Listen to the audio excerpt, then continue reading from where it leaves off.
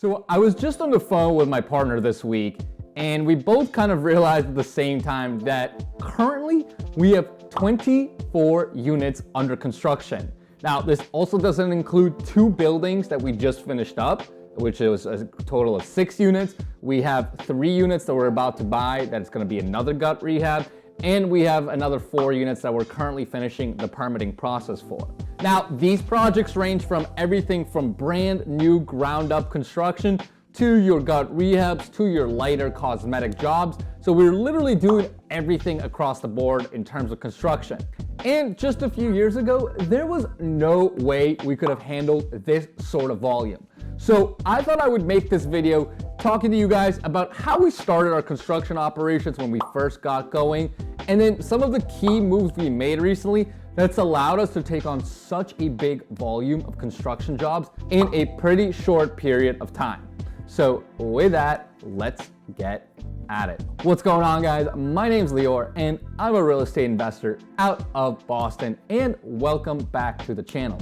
Now, before I get into the meat and potatoes of the video, 2 super quick things, guys. Number 1, if this is your first time on my channel, first of all, welcome. Second of all, make sure you smash that subscribe button for me. I put out tons of new videos every single week talking about rental property investing business, and I give you guys videos on project walkthroughs, tips on tactics and strategies, and things that you can implement for yourself, as well as financial tips from a rental property perspective. So if that's the kind of content you're looking for, make sure you subscribe to the channel. So as I said, I'm excited to talk to you guys about how our construction operations have evolved over time. Now, if you've seen my other videos, you know that a lot of the property we buy, which is only multifamily in the Boston area, is distressed property, right? Now, distressed property can be property that currently has tenants and that are paying low market rents, or the property just needs a crap ton of work, or we're literally building ground up, right? So we're buying where there's some sort of value to be added to the project.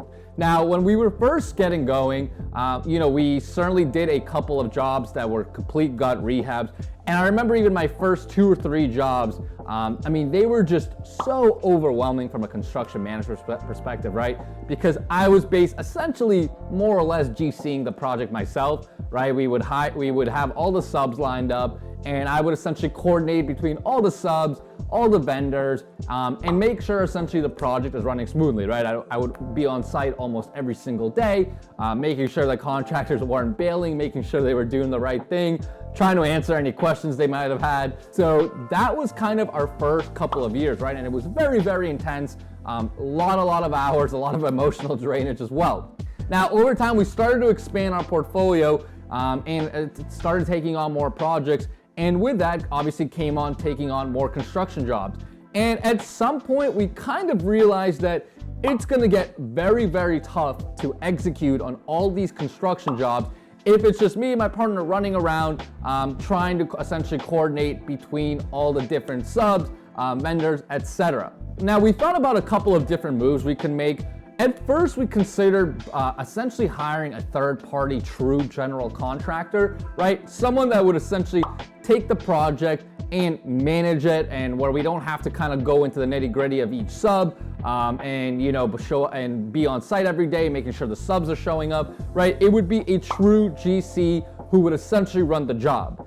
Now, the issue we had with that is, first of all, GCs are very expensive, right? In Boston, they typically take 15 to 25% premiums on top of your total construction budgets. And a lot of the jobs that we're doing here are pretty big, right? Our typical job size is probably $300,000 to $400,000. So on each job, you're probably talking about $60,000 to $70,000 added on top of what we're already budgeting for a hard cost.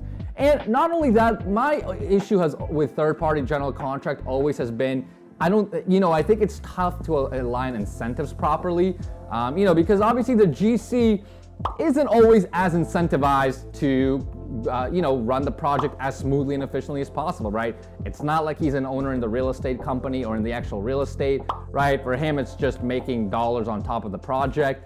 So there's not, it always kind of bothered me that there's not as great of alignment between third-party GCs and real estate investors. So after kind of going through this and talking to a few folks, what we ultimately decided to do was essentially hire our own PM, GC, whatever you want to call it, right? Project manager, general contractor, however you want to think about it, is ultimately what we decided to bring in-house. Now, this person already had a very strong construction background.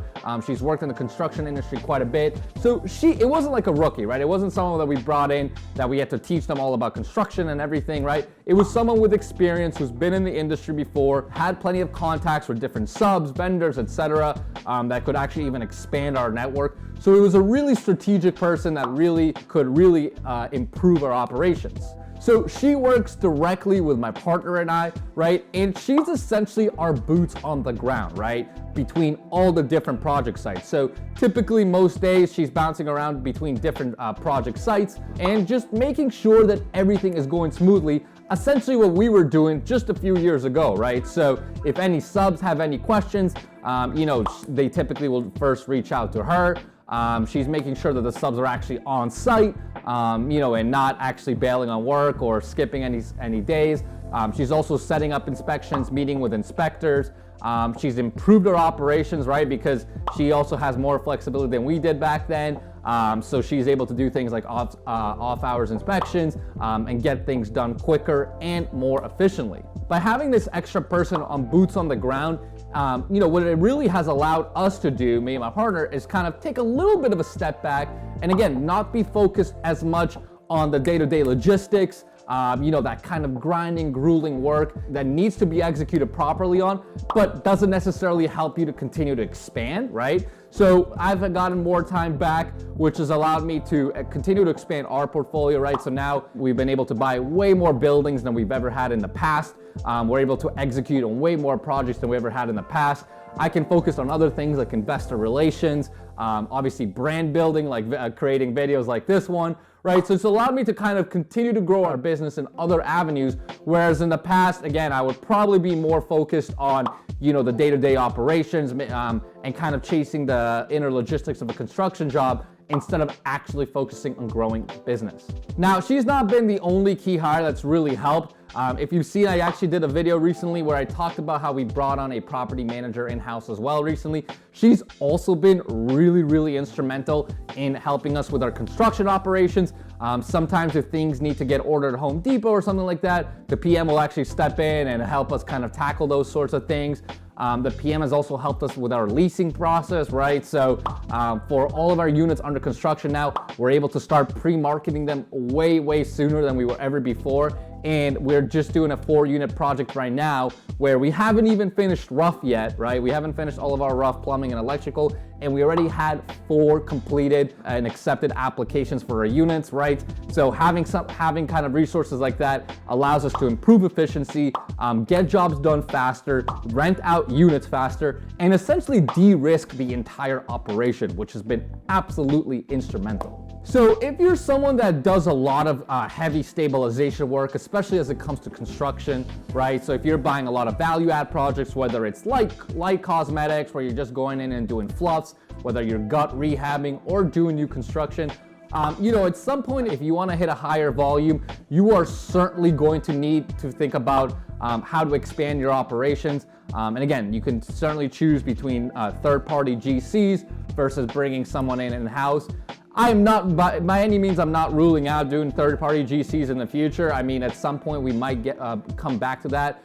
There certainly are some unique advantages to having a third-party GC. But for now, just so we have a lot of control over operations, we decided to go the in-house route. So just figure out what works for your business and what will help you the most.